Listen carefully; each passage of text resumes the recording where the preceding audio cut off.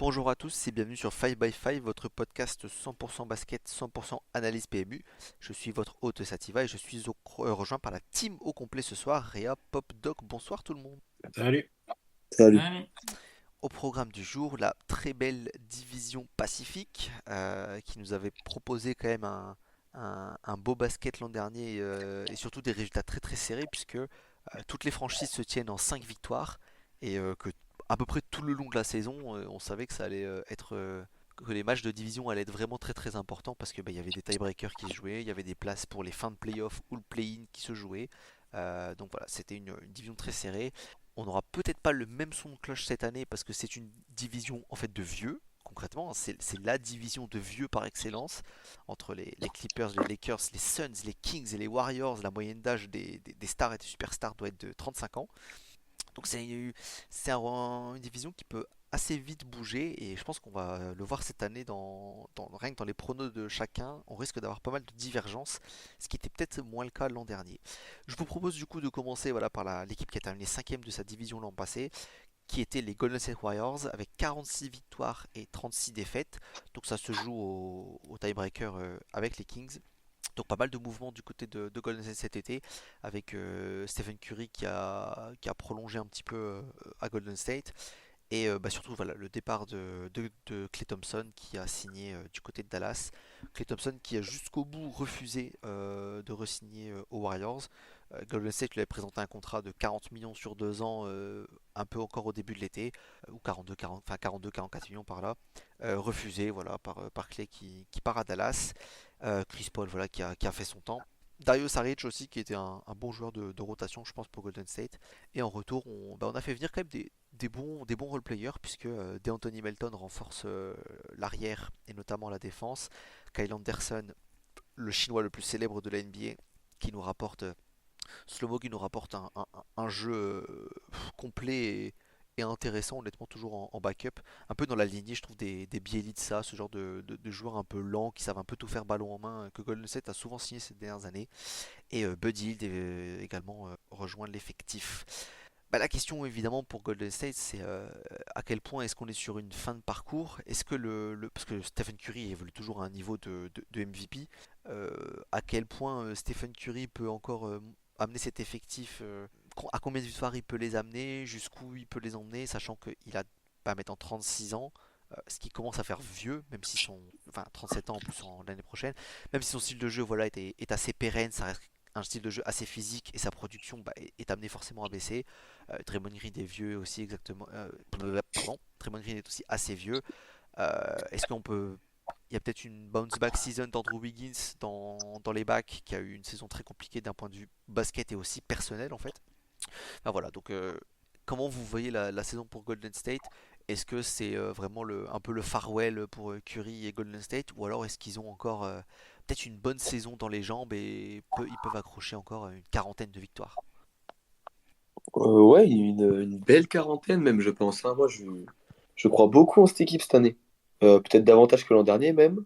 Rien que le swap Hield-Thompson me semble favorable, d'une part. Puis, je pense qu'on va assister vraiment à l'éclosion de manière plus forte encore que ça l'a été de Kuminga, quand même, Mhm. qui fait une saison formidable. Là, qui devient une vraie troisième option offensive. Sur la fin de saison, on peut dire deux, je pense, sans trop se tromper. Bon, on peut espérer que la santé soit un peu plus favorable, disons. Bon, Draymond Green manque toujours sa trentaine de matchs. Ça devient vraiment habituel désormais. À voir dans quelle mesure c'est lié à bon, ces dernières années un peu moroses où ils sont pas vraiment playoffables. Peut-être aussi que c'est plus facile de le reposer. Mais ouais, je pense que cette équipe peut cette année vraiment être une équipe intéressante parce que bah, cette jeune garde, Kuminga, Podziemski et Modest Modi, bah, elle ne peut que progresser et je vois leur progression supérieure à la régression. Je vois pas vraiment Draymond Green voir sa production chuter, Curry encore moins. Enfin, franchement, même Guy Santos, il y a beaucoup de joueurs intéressants et je pense que cette équipe sera plus forte que l'an passé. Le problème, Mhm. c'est que l'Ouest est devenu globalement encore plus fort aussi. Donc, est-ce que ça va suffire pour ne serait-ce qu'égaler le nombre de victoires de l'an dernier? Même si je suis d'accord, hein, c'est globalement plus fort, même si je pense que la baisse de niveau d'un Draymond va vraiment avoir un impact aussi sur la manière de jouer. Draymond est quand même vachement important pour le jeu des Warriors.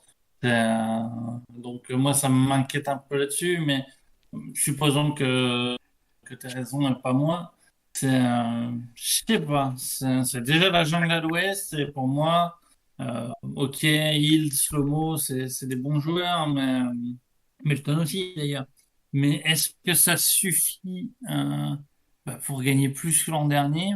J'ai des doutes. Enfin, gagner plus que l'an dernier. Arriver au moins au même nombre de victoires dans une division, dans une conférence qui est globalement plus forte. Euh, Après, sur le reste, pas grand-chose à rajouter. Il y a peut-être un Gary Payton 2 aussi qui sera moins blessé. Ça va être difficile de faire pire de toute manière. Lui, c'est pareil, il a vraiment toujours apporté quand il a pu être sur le terrain. Mais voilà, après, ça passe par des progressions. Est-ce que les progressions seront... À mon avis, il faut pas juste la progression habituelle pour que ça progresse assez pour en faire vraiment mieux que l'an dernier.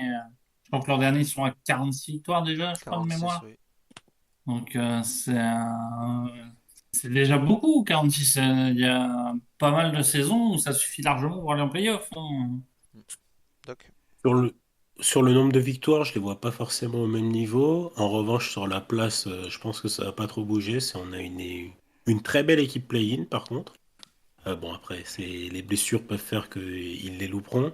Avec les mouvements de l'été, pour moi, si on a une identité qui se renforce c'était une équipe comme les Kings qu'on va aborder juste après, je crois, d'après les classements de l'an dernier.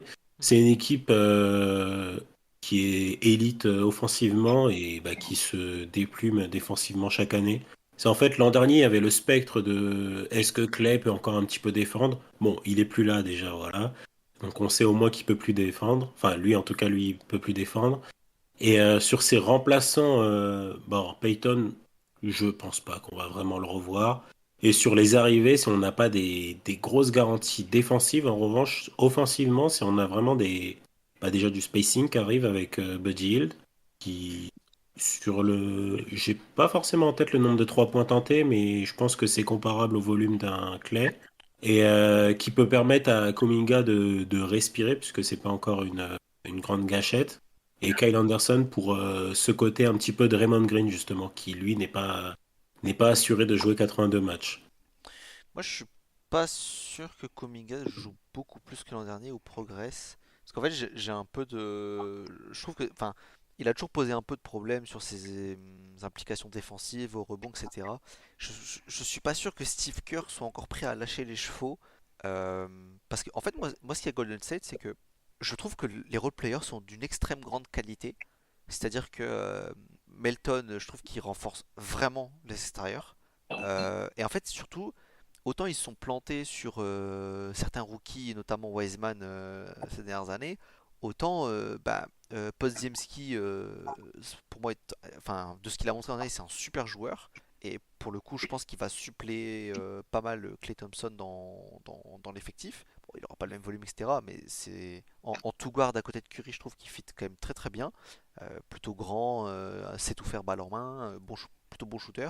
Mais même aussi Jackson Davis dans la raquette, alors qui est certes un petit peu undersize par rapport à Kevin Looney qui est souvent aligné en tant que pivot du côté de Golden State. Quoique ils font peut-être la même taille, Ouais.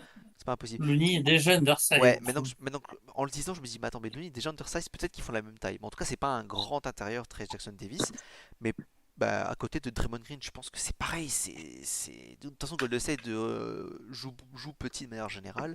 Et je pense que pareil, c'est un joueur qui peut beaucoup progresser, qui peut grappiller beaucoup de temps de jeu cette année pour Golden State.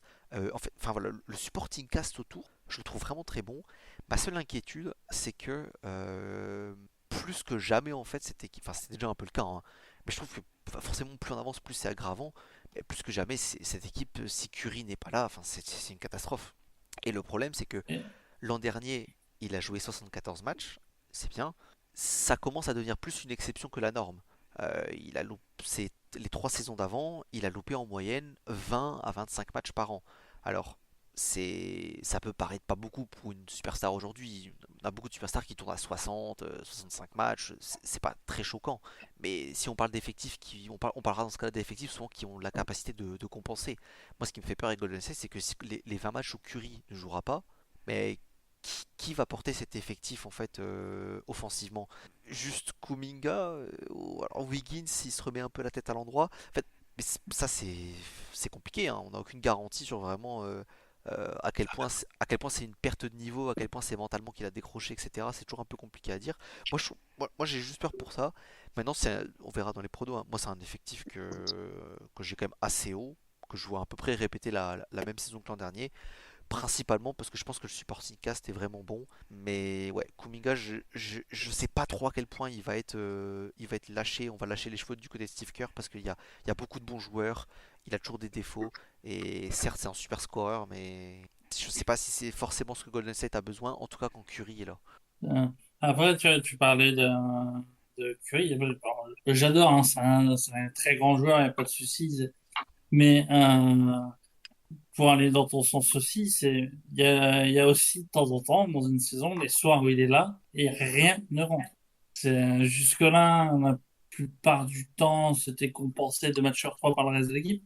Là, c'est vrai que, ouais, autant dire qu'un match où Curry est à 4 sur 15 à la mi-temps, on sait déjà que les Warriors ont perdu. Bah, je trouve que l'an dernier, on a commencé à voir quand même que les années pèsent un peu sur les années pèsent. Euh, Son efficacité près du panier a quand même, je trouve, commencé un peu à baisser. Même si c'est toujours un joueur élite en termes de finition. Enfin, tu sais un peu comme la manière que Oui, il a plus le pas d'avance qu'il avait Ouais, ben, avant. un peu comme LeBron, toujours aussi excellent, mais on voit au fil des années que bon, il perd un petit step par-ci par-là, la finition elle commence un petit peu à être un peu moins bonne. Enfin, tu sens qu'il perd un petit peu. Enfin, c'est normal, c'est un joueur de bientôt 36 ans, c'est logique. Mais par contre, c'est clair que je pense qu'il ne peut plus. Ça y est, on arrive au stade où il ne peut plus porter à ce point-là une attaque. Il faut de l'aide. Si on se retrouve dans une saison où, comme les 4-5 dernières, où il prend 20 tirs par match et où il porte l'équipe, c'est clair qu'on verra plus de nuits où ça rentre pas qu'avant. Et je pense que c'est quand même un petit peu à éviter du côté de Golden State de répéter ce scénario de on vit et on meurt à 200% à travers de Steph Curry. Je suis d'accord avec ça. Et c'est pour ça que j'ai du mal à te suivre sur le cas Kuminga. Ouais, je comprends. Parce que du coup, moi, je comprends tout à fait le postulat que c'est c'est les vases communicants. C'est un joueur hyper positif en attaque, qui est parfois négatif en défense, mais hyper positif dans le scoring notamment. Et surtout dans apporter des points en transition pusher, quoi, tout seul. Vraiment, pousser la balle sur une sortie de balle et avoir un lay-up. Et en fait, je pense que Golden State a plus besoin de ça que de sérénité, de solidité et de calme. Ce qu'il a. Et Je- surtout de rebond défensif, là où ils sont une équipe historiquement. Enfin, quoi qu'il arrive, ils ne seront pas bons en rebond défensif. Ouais. Bah, je suis d'accord. Bon, moi, ma crainte, elle est plutôt au niveau de Steve Kerr, au niveau de ça, parce que ça fait quand même l'an dernier, on voyait que il avait du mal à dire ouais, Kuminga, allez, c'est bon, je lui donne 30 minutes. Enfin, en fait, donc, je suis pas sûr qu'il soit complètement convaincu, et notamment parce que comme l'effectif est assez deep et a beaucoup de joueurs de qualité, j'ai peur qu'ils se disent bah, je préfère donner que 20-25 minutes à Kuminga et les autres je les donne un peu à Kyle Anderson, un peu à Trey Jackson Davis, un peu à Buddy Hill, enfin, ou Wiggins. Enfin, il y a beaucoup de joueurs dans cet effectif quand même au final. Et ma crainte est plutôt située au niveau de Kerr. Personnellement, si j'étais coach, je pense qu'au bout d'un moment, le mec a le potentiel de mettre 25 points par match avec une très bonne efficacité. Je lâcherais les chevaux. En vrai, moi je lâcherais les chevaux, clairement. Euh, Il est qu'à 26 minutes hein, l'an dernier, hein, encore une Ouais, fois. mais je pense que c'est accepté ça. Enfin, j'ai plus J'espère. en tête les. Comment ça s'appelle? Les déclarations que j'ai pu lire cet été, mais déjà, j'ai cru voir qu'on voulait qu'il tire plus à 3 points. Mais bon, déjà en NBA actuel et à Golden State, c'est normal. Mais le côté, lui donner un peu plus. Enfin, le laisser jouer en attaque. J'ai cru lire des trucs dans ce sens. Et pour moi, les minutes qui vont avec. Eh ben, Ouais, mais est-ce j'espère. qu'avec les minutes en plus, il arrivera à garder la même efficacité? Oui, mais Ça c'est pour reste ça un que joueur très efficace, hein, je dis pas. ouais, ouais, Mais non, mais c'est pour ça que pour moi, c'est vraiment une équipe qui, bah, c'est pas où elle allait ces dernières années. Et là, on rentre enfin dans le truc où ils ont accepté ce qu'ils sont, c'est-à-dire une équipe en fin de vie, c'est-à-dire aussi une équipe petite et une équipe nulle en défense. Et donc, ils vont jouer sur leurs points forts. Ils ont un spacing de fou. Ils ont, bah là pour le coup, avec l'arrivée de Hill, qui est plus important qu'on pense quand même. Ils ont en volume les deux plus gros tireurs de la ligue et en efficacité. Bah, en tout cas, c'est pas des gars que tu peux laisser seuls. Ouais. Et à côté de ça, ils ont de l'athlète assez démentiel, que ce soit bah, par exemple Wiggins, qui s'il se remet la tête à l'endroit, ou du Kuminga. Et après, bah, comme l'a dit Sati, c'est tout ce qui est role player bah, que tu peux pas juste laisser, tout simplement. Ce Il, qui fait que, offensivement, si tu es bon au coaching, il y a des choses à faire. il tiendra le rythme, hein, Kuminga. Si l'année dernière il joue que 25 minutes, c'est pas 25 minutes toute l'année. Il a fait beaucoup de matchs à 32, 33, Ouais, 35. il a eu des phases C'est où il c'est- jouait c'est- plus. c'est pas- c'est parce qu'il a eu des phases à 15 minutes aussi, en fait. C'est ça. C'est pas des 25 minutes stables. Je pense qu'il peut largement garder son efficacité Alors, je me mets sur en- son game avec log. ben, je vais me mettre devant les yeux. Ouais, de game 42, Il y a 21 basket matchs. 30 minutes. Ben, il y a 21 matchs à plus de 30 minutes. Donc bon, c'est. Voilà, je pense qu'on est sur un bon sample size pour se Ouais, et dire puis qu'il globalement, à fait. partir de la mi-saison, Ouais. il passe les 30 minutes et il descend rarement en dessous des 25 en tout cas.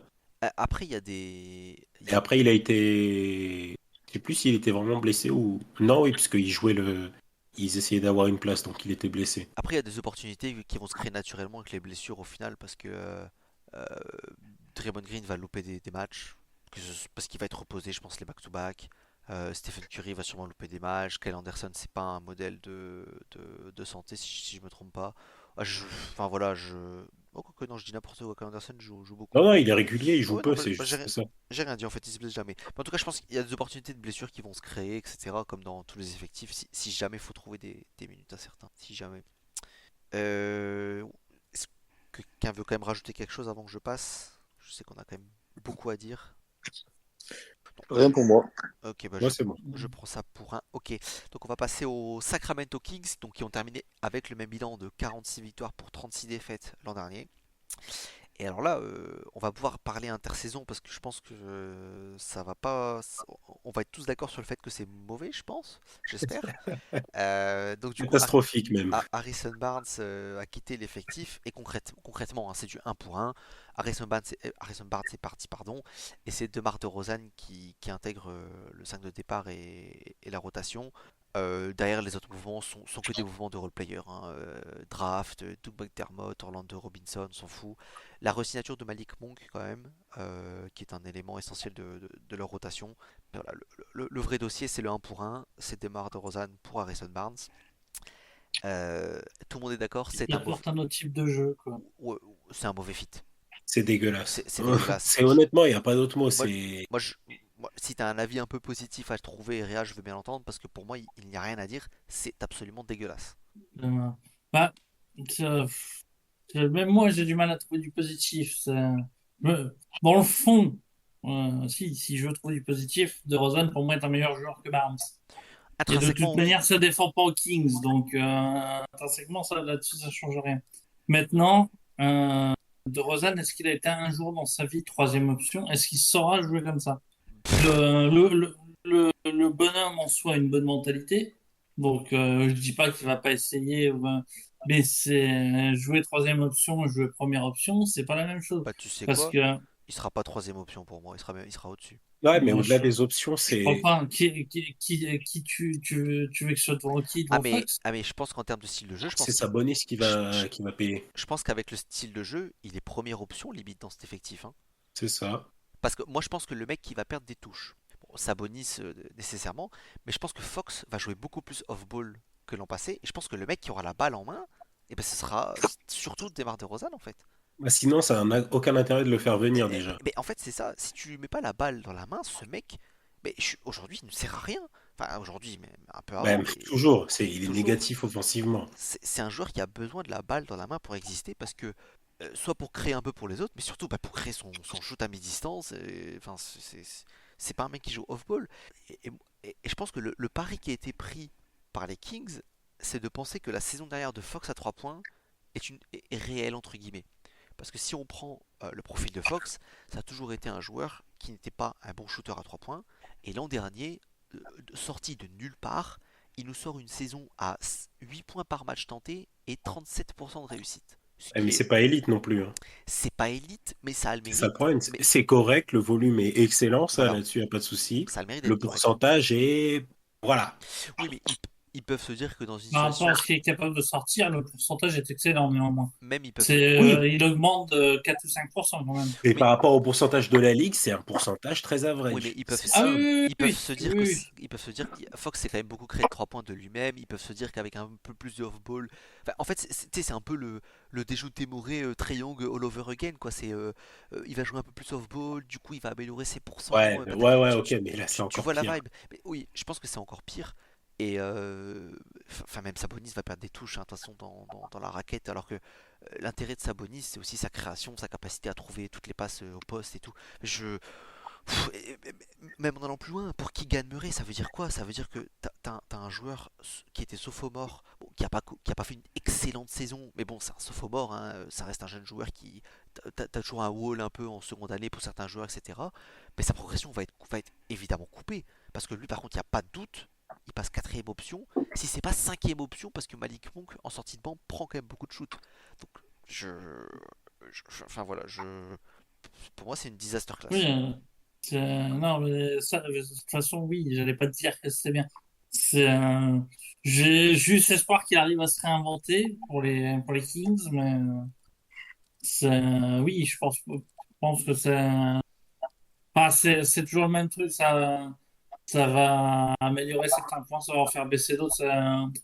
Enfin, c'est ni négatif ni positif.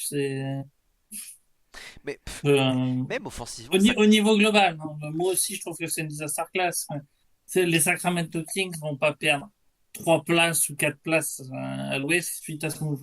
bah, Ah, pas loin. En fait, le ça va être problème, c'est tendu, hein. que il y a 2 ans, c'était, je crois, la meilleure attaque de la ligue. Ouais. L'an dernier, ça a pris un coup déjà. Et, et là, je suis désolé, avec les mouvements qu'ils ont fait, ils se sont encore affaiblis offensivement. Et défensivement, ils ont progressé à aucun moment. Enfin, s'ils ont progressé, ils sont passés d'une équipe tanking à une équipe qui joue les playoffs, quoi. Mais c'est pas une équipe élite offensivement. Mais oui, je pense que le GM a fait de la merde. Et surtout, je pense que si ça foire, c'est possible, parce qu'à mon avis, ils vont être attendus plus haut que l'an dernier par l'honneur. Bah oui. Euh, je pense que c'est le GM qui va sauter, et le coach peut-être, ou peut-être les deux. Hein. Pop, disaster class, on en pense quoi? Bah, sans doute pas disaster class, mais en tout cas, downgrade. Sans trop de d'hésitation, downgrade. Ouais, disaster class, ça me semble un peu fort parce que Oui, ça reste un joueur de je qualité me quand même. sens pas que. En fait, c'est une équipe play-in type qui devient une équipe play-in type. Ça me semble pas une. En fait, il n'y a pas de changement de statut d'équipe suite à cette signature de free agent. Mais globalement, pourquoi? Parce que tu as été une équipe qui était déjà capée. Euh, on a un peu eu ce débat sur quelques teams. Quand tu es une team jeune qui remonte tout ça, il y a toujours cet élan de hype. Puis un jour, vu que tu as un petit marché et que t'as pas de superstar, tu te rends compte que tu es quand même capé à être une équipe de premier tour, play-in, ça dépend à quel point ta star est forte. Et à ce moment-là, tu dis, bon, bah, pour améliorer mon effectif, il faut forcément faire des moves d'envergure. Donc, ils ont essayé c'est un move d'envergure de ramener DeMar DeRozan, multiple stars, etc. Simplement, ce genre de moves d'envergure sont rarement traduits par une progression effective sportive, quoi. Et ici, ça sera sans doute pas le cas, parce que ce que disait Doc est juste, quoi. C'est que tu passes d'une équipe qui était élite offensivement, notamment parce que bah, tu étais hyper fort en transition, super équipe, enfin une équipe spacing et transition, quoi. Tu rajoutes à ça un fort joueur offensif intrinsèque, évidemment, mais un joueur qui n'est pas friand de transition plus que ça, et un joueur qui te casse ton spacing, casse absolument ton spacing, parce que dès lors qu'il a la balle dans les mains, Fox, qui est un shooter moyen, est dans le corner. Et dès lors qu'il ne l'a pas, on a un non-shooter quelque part. Moi, je comprends que, voilà, en tant qu'effectif capé, t'as envie de tenter quelque chose, mais enfin, c'est juste pas ça. Moi, en fait, là où c'est une Le fit est pas bon, là où c'est une ça, c'est disaster sûr. class dans ma tête, c'est pas en tant que tel, quand tu regardes l'effectif, tu te dis que ça va être bon, etc. C'est plus que, même si dans mon classement, en fait, ils ont même pas évolué par rapport à l'an dernier, ils ont ni baissé ni augmenté, je les aurais à la même place que l'an dernier, mais je pense que ça va être beaucoup plus laborieux et beaucoup plus. Dans ma tête, il y aura pas ce truc de l'an passé, je peux me dire, ah, on sait jamais si l'attaque elle clique, à un petit tour, tu sais, on sait jamais. Là, dans ma tête, cette année, quoi qu'il se passe, ils passeront pas le premier tour. Parce que l'identité offensive va être impossible à mettre en place et va être dégueulasse. Quoi qu'il arrive, je ne vois pas un monde où offensivement cette équipe ne ressemble pas à une attaque dysfonctionnelle en fait. Qui marchera plus ou moins parce que Fox, Sabonis, DeRozan, Monk, Murray, ça reste des bons scoreurs, des mecs qui vont mettre le ballon dans le panier comme on dit. Mais enfin, t'auras l'impression que c'est moche quoi. Je pense à peut-être Cleveland quand LeBron est revenu à un moment, c'était moche à voir, c'était très statique et tout, mais ça gagnait des matchs quand même. Mais tu sens qu'il y a un truc qui va pas, que cette équipe va être capée parce que c'est dysfonctionnel en fait derrière les résultats qui ont l'air corrects en apparence. Et c'est un peu la vibe que j'ai de ces Kings pour l'année qui arrive, c'est que c'est une équipe qui, en termes de résultats, devrait pas trop mal s'en sortir, mais que la confiance que j'ai pour eux par rapport à l'an passé ou il y a 2 ans, mais va être infiniment plus basse en fait quoi. Après, c'était déjà le cas l'an dernier, que ce soit plus du tout une attaque très smooth. Déjà l'an dernier, ils ont voulu améliorer la défense. Alors oui, la défense s'est partiellement améliorée, mais c'était crâne offensivement. Ah Autant il y a 2 ans, je ben regardais ouais. avec plaisir des matchs des Kings, autant là, ouais, match des Kings, ouais, il n'y a pas un match de foot plutôt. C'est un peu ça l'idée, là. Ouais, c'est clair. Ça va être moche, hein. Moi, je pense que ça va être vraiment. Mais bon, Ouais, moi, honnêtement, le seul truc qui les sauve, c'est la santé. C'est vraiment, c'est surtout dans cette division, justement avant la récente déclaration pour Kawhi, ils étaient derniers de la division assez largement. J'ai dû revoir mon classement par rapport à ça. Et si, bon, on en parlera après sur leur place finale. Ils sont là uniquement grâce à la santé, parce que dans les autres équipes, c'est vieux ouais. et il y a pas mal d'alpha justement où tu sais pas trop le nombre de matchs que ça va jouer et si c'est pas là, ça fait mal. Après, ça veut rien dire. C'est pas parce qu'ils sont jeunes que ça va pas se péter. Même si oui, Non, je j'ai eu parle de profil de joueur. j'ai eu la même logique que toi. Parce que Demar, c'est pas, il est vieux, hein. Mais c'est juste pour le coup, tu me dis Demar va Oui. faire ses 80 matchs, j'ai aucun souci à l'entendre. Tu me dis Anthony Davis va faire 80 matchs, bah, je te demande la cote hein, et je te place ma maison. Ah non, mais je suis d'accord avec toi sur le fond. Et c'est d'ailleurs pour moi, c'est là la preuve du manque de selling de l'équipe. Ils ne sont que septième, si je me souviens bien, ou huitième l'an dernier, avec tout le monde qui est fit. Donc ça prouve bien qu'on dit, c'est l'équipe de premier tour. C'est déjà bien. Franchement, pour les Kings, par rapport aux 20 dernières années, être une équipe de premier tour, c'est cool. Mais oui, on espérait tous mieux parce qu'ils étaient enthousiasmants à avoir joué il y a 2 ans. Moi, c'est même plus une équipe de premier tour, hein. Ouais, je pense qu'on en a fini avec les Kings. C'est vrai que quand je regarde mon classement, je me dis que je les ai mis à la même place et que je fais vraiment confiance au niveau intrinsèque de chacun. C'est vrai que la question des matchs joués, je crois que j'en avais parlé l'an dernier aussi déjà dans la preview. Et je crois que ça s'est répété du coup, ils ont eu une saison en fait healthy, donc à voir. Mais je sais que l'année dernière j'avais déjà dit ouais mais c'est une équipe qui tout le monde a joué 82 matchs, en gros c'est un truc qui est pas tenable. Ça a tenu au final l'an dernier quasiment. Je sais pas, c'est imprévisible hein, donc, mais c'est clair qu'à la moindre blessure, par contre je pense typiquement s'il y a un effectif qui peut couler à la moindre blessure, je pense que les Kings sont bien placés. Du coup, les troisièmes de division l'an dernier, c'était les Lakers avec 47 victoires et 35 défaites. Comme toujours avec les Lakers, bah, beaucoup de rumeurs, beaucoup d'histoires de trade, de signature de contrats. Et il n'y a pas eu grand chose cet été. Pas surprenant, je trouve personnellement qu'il n'y ait pas eu grand chose. Les Lakers ne sont pas. De toute façon, les Lakers ont clairement dit qu'ils n'étaient pas prêts à hypothéquer leur avenir pour des trades pour aider AD et LeBron. Donc À partir de là, c'est compliqué de monter des trades. Mais on a eu évidemment la draft de Brodie James qui jouera très très très probablement rapidement dans le premier match pour établir ce moment historique de papa et fiston qui jouent ensemble dans un match NBA. Et après, ce sera retour de G-League pour gamin. Et on a eu le draft de Dalton Knert, je sais pas trop prononcer son nom, je crois que c'est Knert, qui fait un petit peu parler de lui quand même parce que c'est un vrai sniper et il a aligné des performances XXL en pré-saison. Et je pense que c'est un joueur qui va plaire et qui a l'air de plaire déjà au nouveau coach des Lakers, JJ Redick, puisque le Redick apporte de ce que j'ai vu, parce que j'ai regardé un petit peu les Lakers, j'étais quand même intrigué par ce que ça allait montrer.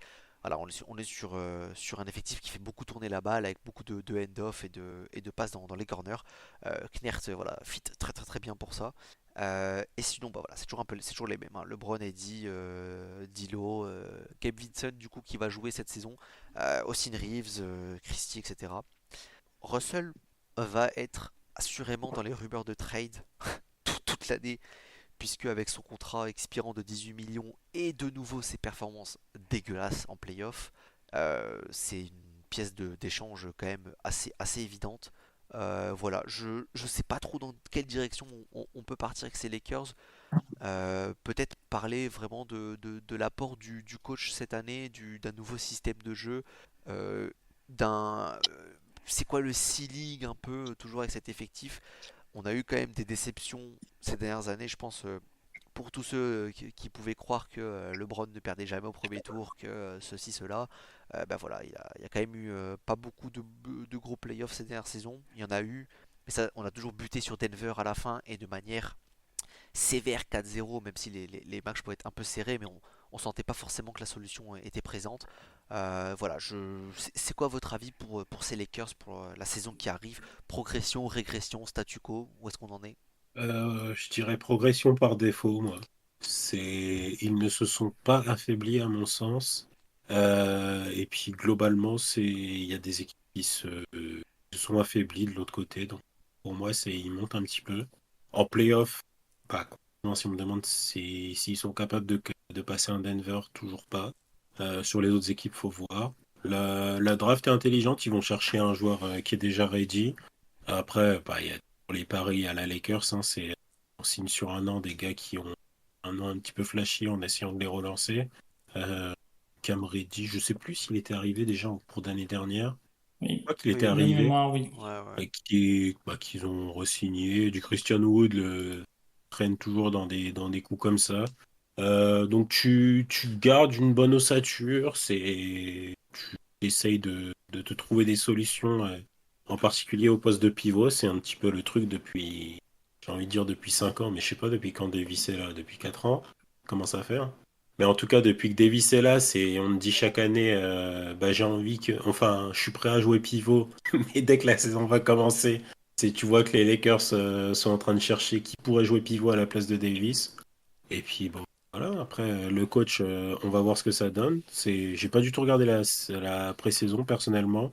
Après, je l'ai bien connu sur sa fin de carrière quand même. Je sais quel style de jeu il aime. L'effectif me paraît bien fit pour ça et j'ai hâte de voir quand même. Il a, pour juste souligner, il a encore répété Anthony Davis pendant la pré-saison enfin ou au Summer Camp, je crois, qu'il voulait clairement jouer avec un pivot. Encore. Ouais, ouais, non, mais Il c'est l'a grave, redit, hein. hein, Ouais, mais le truc, c'est que 2 semaines avant, il va dire, moi, les sacrifices pour l'équipe, il n'y a pas de souci. Et il arrive toujours au final, mais en plus au dernier moment pour dire, non, mais moi, je veux pas jouer pivot. Oui. Mais je crois que Reddick en plus a plus ou moins dit qu'il était open à donner pas mal de minutes en 4 à Anthony Davis avec Jackson Hayes, je crois, en fait, en 5 tout simplement. Ouais, Ouais, il ouais, y a eu pourquoi une pas. déclaration lunaire de Reddick. Ouais. Là, c'est que Davis en 4, c'est intéressant parce que ça nous permet de switcher avec lui sur les écrans. Ouais. Ce qui fait écho à la fameuse règle en NBA qui dispose que t'as pas le droit de switcher avec ton pivot sur un écran, finalement. Ça marche pas, apparemment. C'est Ouais. lunaire, ça n'a aucun sens de dire ça. Ouais. Ouais, je pense qu'il n'a pas voulu. C'est vraiment lampe de bois man. Ouais, c'est Il ça. fallait se faire un Ah, ça, truc, on l'a par contre, faut se placé. préparer avec Reddick, hein. Ouais. Ouais, ça va pas être le podcast où il va distribuer des mandales, hein, ça va être langue de Ah, il bois a alors. déjà commencé à dire oui, je comprends que Doc Rivers ait été heurté de mes déclarations. C'est un boulot difficile Eh d'être oui, coach. bien sûr. Il a encore un bilan vierge, il prépare déjà ses excuses à la Doc Rivers. T'es là, ah, Eh frérot. oui, bien sûr. Bah, après, moi je me rassure quand même en disant que euh, c'est- il peut pas avoir autant un décalage entre les préceptes qu'il baragouine tout le temps en podcast et la manière dont il voit le basket et comment les Lakers vont jouer. Ou alors il se fait vraiment marcher dessus. Mm. Non, non, je suis Ouais, assez confiant voilà. là-dessus. Moi je suis assez Surtout, confiant. C'est là-dessus que j'allais en venir. Ça dépend vraiment de ce que les joueurs ont envie d'appliquer. ouais, mais c'est pour ça où je suis confiant, c'est une vision de basket que LeBron a aussi. Donc à partir de là, Ouais. au Moi, moins pour l'année à venir, c'est tranquille. c'est ce que l'attaque de pré-saison montre, je trouve, pour l'instant, c'est beaucoup moins statique bah, que toutes les équipes que LeBron a quasiment pu connaître, hein, d'ailleurs, hein, de manière générale. Moi, je suis partisan de la progression dans, peut-être pas nécessairement au bilan comptable, mais surtout dans l'impression visuelle. Et je pense que l'effectif a quand même beaucoup de qualité. Euh, c'est con, hein, mais Gabe Vincent, enfin, bon, il a pas joué l'an dernier. Enfin, il a joué 10 matchs vite fait, mais en fait, il a pas joué l'an dernier. Je pense que c'est typiquement une pièce de rotation très utile pour cette saison. On peut toujours attendre une progression de Reeves, de Hachimura encore. Et puis voilà, la draft, moi, je pense qu'ils ont fait une vraie bonne pioche avec Dalton Knecht. C'est un joueur qui fit complètement au profil de LeBron, j'ai envie de dire déjà de base, mais même à la vision de JJ Redick. Donc je suis vachement intrigué déjà de l'opening night contre les Wolves. Ça va être déjà intéressant de voir ce que ça vaut.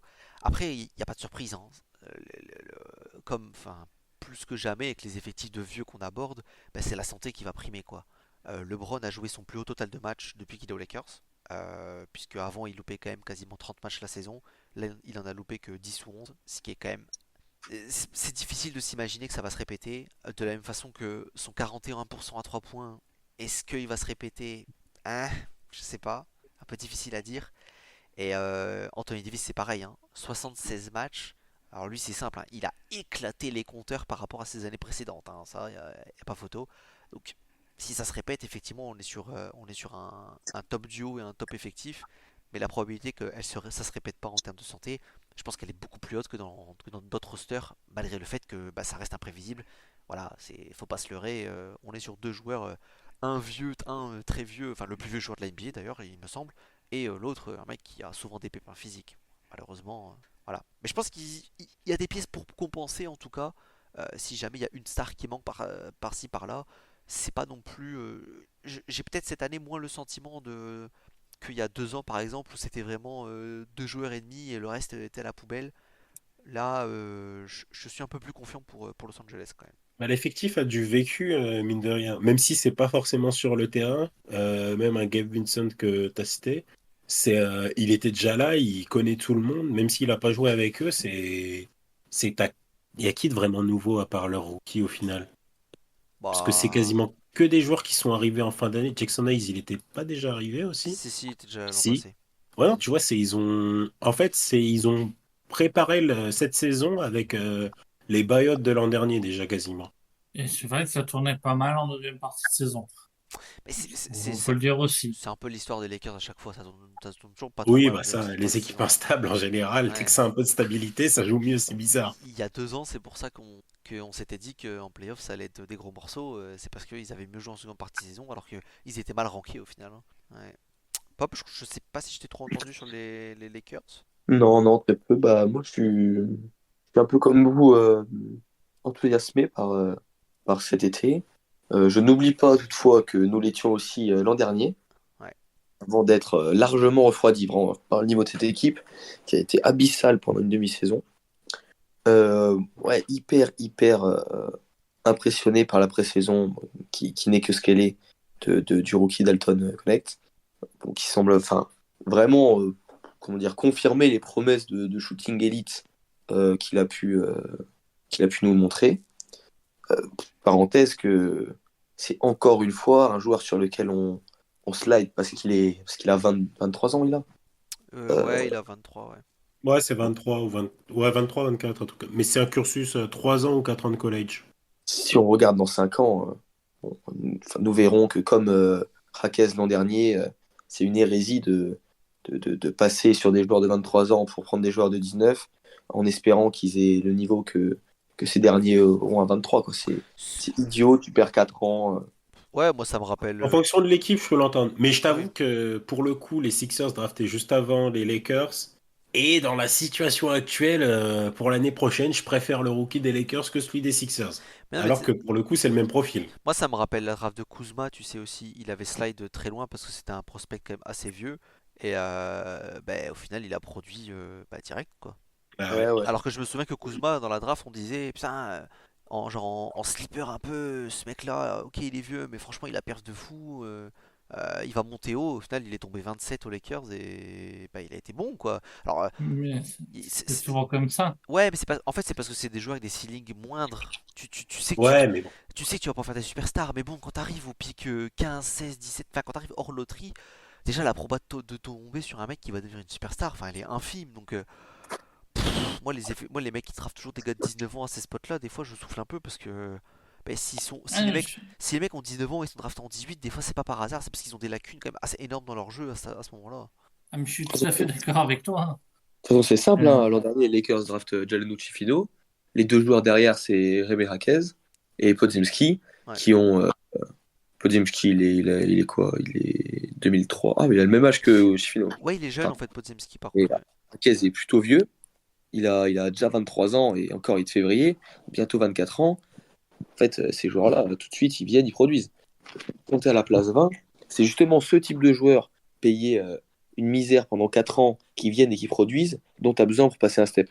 Donc voilà, c'est heureux que les Lakers aient enfin non, parce qu'il y a eu Kuzma aussi, mais enfin, échangé leur fusil d'épaule par rapport à l'an passé, parce que vraiment, ils avaient besoin désespérément de ce type de profil, de joueurs payés une misère, qui peuvent contribuer, parce que le banc était abyssal l'an passé. Ouais, et Uchifino qu'on nous avait vendu comme un putain de pic hein, d'ailleurs, moi je m'en souviens. Hein.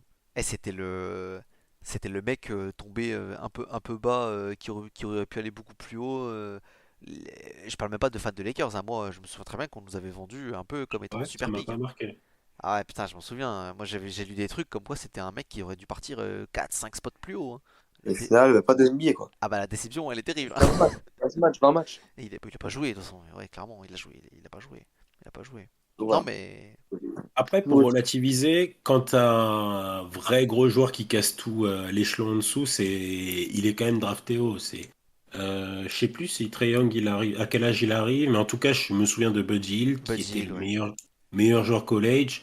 Il est top 5, un truc comme ça. En tout cas, il était loterie largement. Ou 6 Sixième, ouais. 6 je crois, non? 6. Ouais, je crois que. Ok. j'ai 6-7 en tête. Je crois que c'est Ouais, je me 6. souviens plus exactement, mais bon, il doit y avoir deux, trois poubelles devant lui, mais pas forcément. Ouais, bon, après, en vrai, c'est la draft de Simmons, je J'allais dire commence c'est à la dire. de Simmons. Ouais, non, ça a mal vieilli. Bon, quoique, Simmons a plus de sélection All-Star que lui. Donc, du coup, c'est Simmons, Ingram, Jalen Brown, le top 3. C'est Ça va, franchement. c'est Je me suis... Dragan Bender et Chris Dunn surtout devant. Oui, bon, ouais, je t'ai cité le top 3 déjà de tête. On va pas s'attarder sur des détails. Et Marquis Ouais, Chris, bon, Ouais. après, c'est le jeu ensuite. Mais tu vois, Hild est relativement à sa place, on va dire, quand tu regardes la draft. Sur le top 3 en tout cas, c'est pas forcément choquant qu'il n'ait pas été pris avant. Non, non, bah, il est quatrième au rookie de l'année, Hild, hein. Il a une saison à 21 points, plusieurs à plus de 18. Ouais, non, mais bien sûr. mais c'est un prospect de toute façon, dont on connaissait les qualités. Hein. Il n'y avait pas de. Il y avait pas de. Et puis je pense que au-delà de son niveau NCAA, je pense que ce qui a fait qu'il est drafté un peu bleu, c'est qu'on est vraiment en plein dans la hype des shooters. Et je peux dire que ce mec-là, quand il sortait du collège, tu disais, waouh, c'est. Ah, mais il avait tout cassé. C'était Ah vraiment. oui, mais justement, je pense que. Mais je pense qu'aujourd'hui, il partirait un petit peu plus bas quand même, tu vois. Ah ouais? Ah, ça par contre, ouais, ok. Ouais, genre 9-10, tu sais, genre. C'est un super shooter, mais bon, vas-y, on a compris qu'aujourd'hui, tout le monde était meilleur shooter. Là, il est parti, c'est. À la draft 2016, c'est vraiment genre, waouh, Golden State, le jeu de fou, waouh, les 3 points, un truc de fou. Oh, il y a un mec hein, qui casse la NCAA à 3 points. Vas-y, faut le prendre. Je pense qu'il y a une petite hype en plus. Mais ouais, typiquement, c'est le genre de joueur âgé qui est parti peut-être des fois plus bas que ce qu'on espérait, etc. Bon, même si lui est parti assez haut. Mais après, Clears, on connaissait les qualités et des défauts en vrai. Enfin, moi, j'ai regardé un peu, j'ai lu un peu. C'est pas compliqué, hein. C'est un super shooter.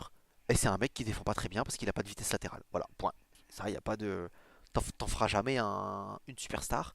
Maintenant, si t'en fais je cherche une comparaison, bah, un Buddy Hield, en fait, justement, comme on disait, si t'en fais un Buddy Hield, franchement, t'es très content de ton pick. C'est c'est clair.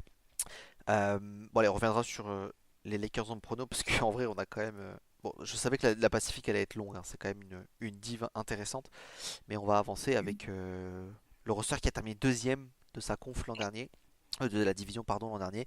Les Suns, parce que deuxième de conf, ça m'étonnerait. Les Suns avec 49 victoires et 33 défaites, avec ben, sans grande surprise, beaucoup de mouvements, puisque en dehors du top 3, top 3 surtout qui est lock pour 50 millions l'année, ben, derrière il n'y a que des petits contrats, donc forcément ça bouge assez vite. Donc là on a laissé partir Eubanks, Eric Gordon, Saben Lee. On a fait venir beaucoup de joueurs comme, qui sont là, qui sont bons pour le banc, comme Mason Plumlee, qui a toujours un bon backup en NBA, Monte Morris qui produit toujours des très bonnes minutes en sortie de banc. Et on a quand même fait un bon coup avec Tyus Jones qui rejoint l'effectif pour un contrat assez court, je crois en plus, j'ai plus en tête, mais c'était pas forcément attendu quand même, puisque c'est un joueur qui pouvait prétendre bah voilà, prendre un petit pactole dans une équipe. Visiblement, il a envie de gagner un titre, donc il a rejoint les Suns, ce qui est quand même bah voilà, une grosse upgrade pour eux en termes de meneur de jeu. On a réussi quand même quelques joueurs importants dans cet effectif, comme Okoji qui avait fait des super minutes en fait l'an dernier, Royce O'Neal aussi notamment. Et le contrat de Grayson Allen, je crois il date de l'année dernière, hein, il me semble. C'était en cours de saison peut-être, je sais plus. Mais Grayson Allen avait eu une prolongation à un moment aussi. Voilà, bon après l'équation est assez simple aussi, pareil bah, pour les Suns, on est sur un effectif peut-être moins vieux en haut parce que Booker n'a encore que 27 ans. Mais voilà, KD bah, a tout simplement 36 ans. Et KD un peu de la manière de, comme je disais pour Anthony Davis, bah, l'an dernier il a joué 75 matchs de très très loin, son plus gros total bah, depuis sa dernière saison avant sa blessure à Golden State tout simplement, enfin depuis la blessure, depuis le talon, puisque derrière il a très peu joué à Brooklyn et aux Suns quand il est arrivé il s'était pété enfin il s'était niqué la cheville je crois direct assez rapidement. Donc première grosse saison complète. Bradley Beal a été comme les saisons précédentes un fantôme, je vais pas dire un fantôme c'est Et, méchant, mais il a loupé beaucoup de matchs. C'est pas un joueur c'est un joueur qui pareil n'a pas joué plus de 60 matchs depuis très longtemps maintenant. Et Devin Booker, on va dire healthy, mais bah, j'en parlais je crois aussi l'an dernier, il a quand même toujours des problèmes récurrents à la cuisse, etc., qui lui font louper des matchs par-ci par-là. Et je pense que Devin Booker, Détroit, c'est sûrement celui qui joue le plus souvent avec des petites blessures quelque part, parce que voilà, il est encore assez jeune et qu'il faut jouer dans. Les Suns ont besoin que leur star joue pour gagner des matchs. Mais voilà, Nurkic, Allen, Russ O'Neal. Là, il y a la draft de Ryan Dunn que j'aimerais mentionner aussi, puisque c'est un prospect quand même assez intéressant, défensivement potentiel assez monstrueux, et offensivement, euh, il est annoncé comme un projet. Au niveau de la pré-saison, on a vu des matchs où il a été quand même plutôt bon à 3 points. Donc, est-ce que c'est une constante? Enfin, si c'est quelque chose qu'on peut retrouver dans la saison, et ben ce sera aussi une bonne pioche. Mais voilà, pour les Suns, j'avoue que j'ai pas de questions. Si ce n'est que, en fait, comme les Lakers, est-ce que l'intersaison est un plus, un moins, statu quo? Moi, je pense que c'est un plus et j'imagine qu'on est quand même un peu d'accord là-dessus. moi, c'est même un énorme plus, à vrai dire. C'est parce que les Suns, depuis la formation de ce trio, ont un gros problème, c'est ils savent pas exactement comment articuler ça. Après, en vrai, au-delà du trio, j'ai envie de sortir Bill de l'équation. On va le considérer comme un bonus parce que tu as Allen qui a émergé là-dedans. Et je crois le tireur le plus adroit de la ligue l'an dernier. Mais en tout cas, c'était déjà une gâchette avant et là, il profite à fond de qui l'entoure. Et en gros, faut vraiment arriver à répartir entre, à mon sens, un des meilleurs, enfin non, bon, on va dire un des meilleurs attaquants de la ligue encore aujourd'hui, donc Durant, et Booker qui est la génération suivante qui veut s'affirmer comme un des meilleurs joueurs de la ligue. Et faut trouver un petit peu le juste milieu là-dedans, et je pense que dans ce rôle, ils ont trouvé le meilleur profil qui, euh, qui en vrai, dans 80-90% des autres équipes qui visent les playoffs est inutile pour moi, Tyus Jones, parce que trop petit, enfin très bonne vista comme on peut le dire au foot, mais sinon trop limité sur beaucoup de choses, mais qui est juste parfait dans cet effectif pour moi. Bah, Hmm, t'es pas d'accord, Réa? non, c'est plus que je demande à voir déjà s'il va être rien que dans le 5 titulaire. Tyus Jones, C'est, Ah ben, quand même. je pense qu'il qu'il signe pas au Suns s'il est pas titulaire, hein. Moi, je vois pas, je vois je lui souhaite, mais c'est. comment. Donc, je vois quatre cinq joueurs dont on va faire comprendre au coach que ouais, ce serait bien que tu sois sur le terrain, quoi. C'est, mais après, oui, pour moi, je suis d'accord avec toi. Quand tu dis que Tyus Jones, c'est un vrai upgrade à l'effectif par ses qualités spécifiques, qui sont exactement ce qui manque aux Suns. C'est juste de mon avant en termes de management. Bah, après, Mais s'il voit le terrain, je suis d'accord. c'est clair que s'il est titulaire, par contre, en fait, ça me semblait évident aussi. Ça veut dire que ça va être petit, par contre, à côté, hein. Parce que bah, Bah, Billy Booker Durant pour va être start, hein. 4 dans cette idée. Ouais, C'est Durant, Nurkic dans la raquette. ouais, mais c'est Bill, c'est Et c'est Bill Booker qui me fait mal, quoi.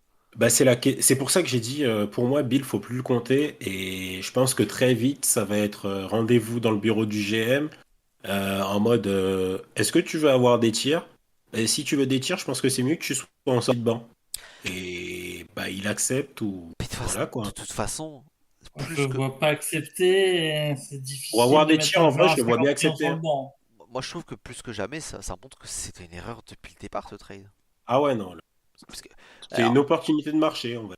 ouais, mais même l'opportunité de marché était pas ouf, je trouve. Enfin, déjà, Ah ouais, non, ben. je pense qu'on avait été un peu assez critique déjà avec le move à l'époque, mais Ouais, ouais, c'est j'essayais Ah, d'être le c'est un plus move optimiste et lose-lose, j'étais quoi. pas. bah, Déjà à l'époque, hein. c'est con, mais en fait, maintenant que Tyus Jones est là, au moins pour cette année, mais bah, voilà, plus que jamais, ce mec ne sert à rien en fait. Il est en trop pour les Suns. Va t'en C'est. débarrasser. Ah non, mais ça par En contre, sortie de banc, franchement, c'est quand même. Bon, en dehors du tarif, oui, mais ça, c'est le problème du propriétaire. En sortie de banc, c'est c'est cool. quand même un truc de fou, hein. Bah, pour le coup, par contre, ouais, en sortie de banc, à côté genre de Montemoris notamment, je trouve que ça fait un super bas courte. T'as deux joueurs qui savent créer pour les autres, Bill qui sait créer pour lui-même balle en main. Voilà, hein, sur ce point-là, il n'y a pas de doute. En sortie de banc, c'est une bonne pioche, quoi. C'est une bonne pioche. Mais maintenant, en fait, je suis en train de me dire, mais Grayson Allen va perdre des minutes ou pas dans cette histoire? Parce que je suis en train de réfléchir. Bill Booker, Tyus Jones, Grayson Allen, on est sur 4 joueurs qui techniquement ne peuvent. Enfin, techniquement, avec ces 4 joueurs-là, t'es pas censé pouvoir vouloir en faire jouer 3 en même temps. Mais si tu veux donner assez de minutes à tout le monde, en fait, j'imagine mal un moment où t'as pas les 3 en même temps. Mais ça fait petit. Moi, je vous suis pas du tout pour l'instant dans le discours. Vas-y. Moi, Vas-y. Jones, c'est un joueur à 15 minutes, pas plus. Oh, C'est c'est typiquement le profil de joueur qui vaut un salaire minimum. Enfin, c'est ces joueurs, Montemoris, Tyus Jones, tout ça, c'est des joueurs à 15 minutes, c'est des joueurs au minimum, parce que tout simplement, ils posent un compromis immense, c'est qu'ils ne peuvent pas être davantage que meneur backup. Parce qu'ils sont justement, c'est ce qu'on dit, ils sont ouais. absolument impossibles à placer avec des joueurs petits. Là, d'autant plus, c'est un poids défensif certain. Et surtout, c'est pas un joueur qui apporte un spacing particulier parce que le volume n'est pas élevé. Et simplement un joueur, comment dire, fort dans le ratio assist-turnover. En gros, c'est pas un particulièrement bon passeur, mais c'est vraiment un bon gestionnaire. Ça, c'est une certitude, hein, il l'est. Mais par contre, pour t'arrêter tout de suite, peut-être que c'est ton avis, mais moi je suis quasiment sûr d'avoir lu que il allait être starter, hein. Non, mais sans doute, mais à Ouais. 15 ou 20 minutes. Ah, dans ce sens, tu penses que c'est un starter de 15 Ah, dans minutes? le sens limité. Après, ouais, je le vois pas à 36 minutes non plus. Non, moi Après, je, il a jamais été très haut non plus, moi je le même voyais en étant starter. mais je le voyais quand même dans la vingtaine à minima perso. Ah, moi, je Pour le moi, vois à 25, voire 30, hein, perso. Moi, je le vois entre 20 et 25 Après, perso. Mais... je partage ton constat, Pop, mais c'est juste, il y a vraiment que au Suns que bah, c'est un titulaire avec grosses minutes pour moi dans la ligue, dans une équipe qui C'est gagne, hein, juste- bien sûr. c'est justement, tu dis toujours, il faut de la création. mais c'est pas un C'est créateur. exactement ce C'est qui pas manque au créateur, Suns. c'est distribuer la balle au bon moment à la bonne personne. Parce que pour moi, Qui en ouais, mais pour moi, ça rentre dans la création. Mais je peux comprendre Ah ce ouais, que. ok. parce que c'est pas un top créateur, mais moi, ce qui m'intéresse avec Tyus Jones, c'est que, et comme Monte on sent que c'est la même philosophie, c'est que c'est des joueurs propres balle en main, et que le problème des Suns l'an dernier aussi, c'est qu'au-delà de la création qui pouvait être parfois un peu limitée, mais c'est en fait, c'était des joueurs qui créaient beaucoup de pertes de balles, en fait. Ils ont perdu beaucoup de ballons juste sur des passes mal ajustées, qui partent mal, etc. Et moi, je pense que Tyus Jones apporte ouais, cette propreté ballon en main qui fait que il va pas créer des décalages pour les autres, c'est impossible. Mais par contre, bah, si la balle, entre guillemets, il te la fait tourner, elle arrive bien comme il faut pour prendre ton shoot, tu vois. C'est ça. Et Ah, Ou mais même sans le shoot, c'est vraiment quand t'as ta position. oui, C'est le gars, pour moi, c'est vraiment, c'est tout con, hein. Mais un gars qui est capable de remonter une balle et te donner, te transmettre dès que toi t'es dans ta position. pour moi, c'est un bon ajout, mais c'est un bon Ouais, ajout. ce qui est C'est le un backup. basique de basket, mais qui manque aux Suns cruellement. En fait, mon idée, c'est que ça permet déjà d'avoir Bill qui sort du banc mhm, et en agençant les rotations. En fait, il aurait fallu que j'y réfléchisse sur avec comme une sorte d'histogramme de rotation, mais l'idée, ce que je vois à partir du milieu du deuxième quart, en gros, après la fin du deuxième quart, quand le bench finit ouais, complètement le truc, c'est qu'en deuxième mi-temps, tu as une rotation qui ressemble à Booker en meneur titulaire et Jones en meneur backup. Et que quand Booker sort, et que donc tu perds ta force de création principale, bah, tu restes avec un truc qui ressemble à Jones, Bill, KD, en gros. ok. Ouais. Parce que c'était ça ton problème l'an dernier, c'est que quand Booker sort, bah, t'es hyper emmerdé sur et la montée de balle et juste la mise en place simple, quoi. Et Grayson Allen, ça arrange. Enfin, en fait, bon, Moi, j'espère qu'il va jouer. en fait, mon problème, c'est que il y a quelqu'un qui va perdre des minutes forcément. Moi, Plus Royce O'Neal, hein. Mais Grayson Allen, il défend, il tire. Tu veux quoi de plus? ah, mais Royce O'Neal, j'ai l'impression qu'ils l'ont pas signé pour qu'il perde pour qu'il perde autant de minutes. Enfin, ils l'ont signé un Mais il contrat faut pas long. signer Grayson Allen non plus pour ça, dans ce cas. Ouais. Ouais, mais Grayson Allen, c'était en cours de saison, je crois, hein. C'est pas la même chose que l'opportunité de Royce O'Neal qui a été vraiment re-signé cet été, vraiment. Tu vois? Parce qu'après, de mémoire, c'est Ah, je sais Royce pas. O'Neal est plus tanké. Je sais pas s'il peut. On le met un peu plus poste 3, mais en vrai, entre les deux, j'ai pas Ouais, l'impression. c'est en fait c'est la rotation défensive. Comme je disais au début, j'ai peur de retrouver trois petits guards en fait en Ouais, un non, 2 parce trois. qu'aucun des deux ne peut jouer 4. Parce que c'est que des petits. Ouais, en fait, Bill, moi j'allais dire Bill est juste en trop. Si tu pouvais switch Bill contre un poste 3 enfin un vrai wing grand, ce serait cool, tu vois. Genre, je sais pas, au pif, Derrick Jones Jr., enfin, je sais pas, au pif, tu vois, un mec qui est assez grand pour défendre sur les wings. Euh, Ils peuvent trade, hein. ouais, Bah, Booker, il fait presque 2 mètres, 95 kilos, en gros, il peut défendre sur des wings, hein. Ouais, ils défendent jusqu'à Bah, 3. En surtout, fait, le problème, c'est poste 4. le, le problème, c'est les switches qui vont arriver en fait en. Je sais pas. Ouais, mais c'est réciproque. Ouais, non, En c'est fait, sûr. en gros, sur les postes 1, 2, 3, t'as Jones, Allen, Booker, Bill et peut-être Royce O'Neal en gros, quoi. Enfin, qui jouera 3-4, peu importe. Mais ça me semble pas impossible de donner du temps de jeu à tout le monde là-dedans, hein. Enfin, il y aura des matchs où il y aura un joueur à reposer, par exemple, et là, tu seras bien heureux d'avoir Ouais, oui. Oui, autant d'opportunités. au long terme sur la saison, c'est clair qu'avec toujours les blessures, les repos, ça s'arrange toujours. En fait, c'est juste au niveau de au niveau, on va dire, de l'entente, au niveau de la satisfaction de chacun des joueurs, que j'ai un peu plus de réserve. Il n'y a pas de surprise, un joueur mécontent, peut pourrir investir, etc. C'est juste sur ça où je suis un peu plus circonspect sur le plan de Budenholzer, quoi. Mais en fait, Tyus Jones, c'est une opportunité qu'il ne pensait juste pas avoir, hein, sans chercher très loin. Ça donne un casse-tête supplémentaire au coach, mais je pense que c'était juste pas dans les plans. Ça a tombé un peu. cadeau de Noël Ouais, en plein été. c'est ça, c'est ça. De toute façon, après, ils l'ont compris. Déjà à la base, ils avaient drafté, enfin Randall encore une fois, même s'il est petit, c'est un mec tanké qui défend les 3 et les 4. Ils savaient très bien qu'il devait apporter de l'aide sur les wings. Maintenant, si on veut tourner, enfin, pour sortir un peu des guards, si on veut s'attaquer un peu plus sur l'intérieur, et même les wings en fait, c'est un petit peu léger, hein, c'est peut-être un petit peu léger derrière KD au final.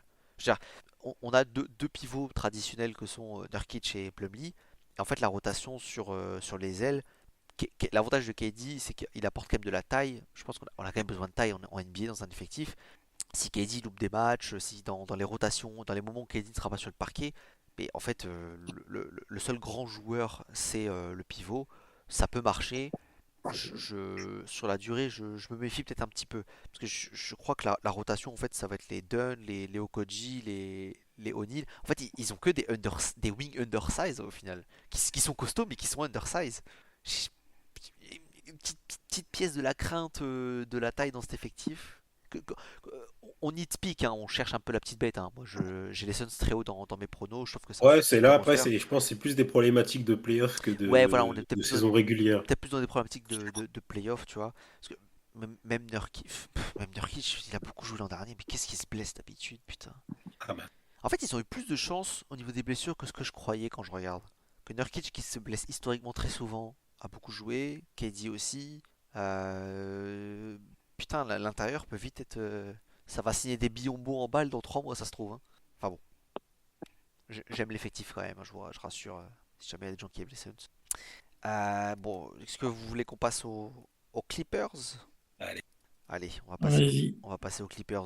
Bon, je pense que ça sera un peu plus court puisque le bilan est assez limpide pour les Clippers, donc qui étaient premier de division avec 51 victoires et 31 défaites, qui seront unanimement derniers de l'autre des pronos de la division. Je pense qu'on peut déjà l'annoncer. Des fans de James Harden, hein. Ouais, ouais.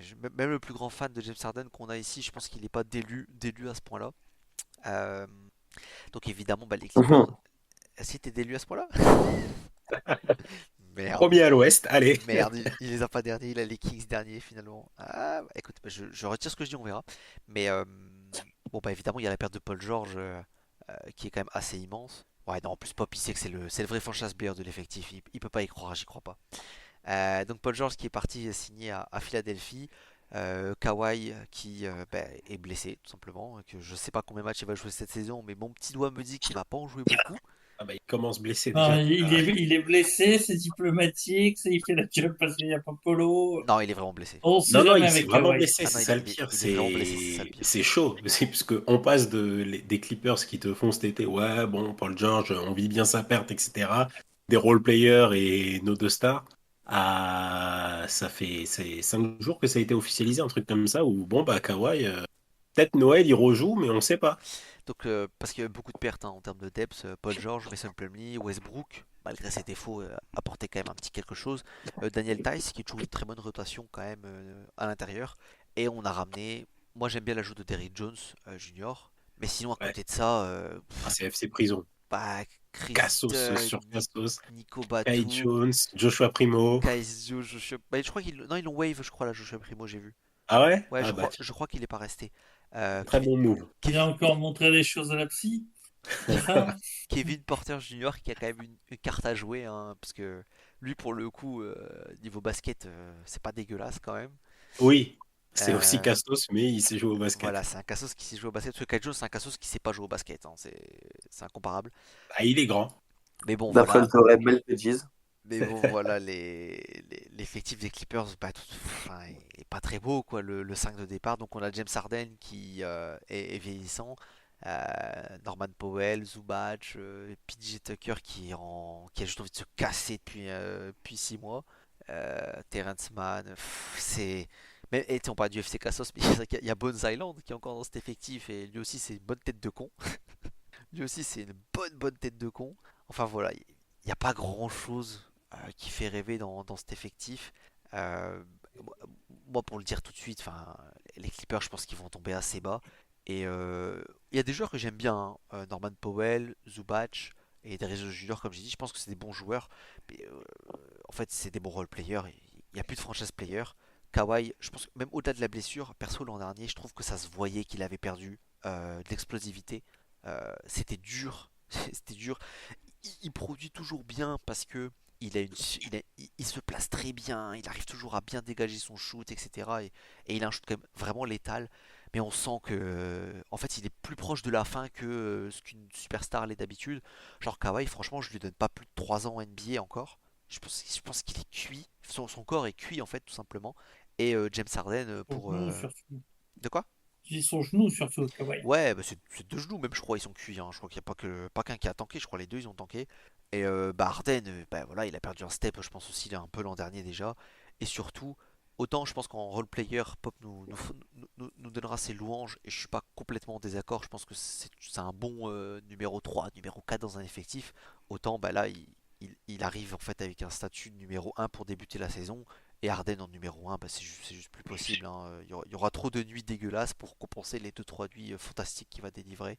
Voilà, les Clippers, c'est la saison perdue qui arrive, quoi.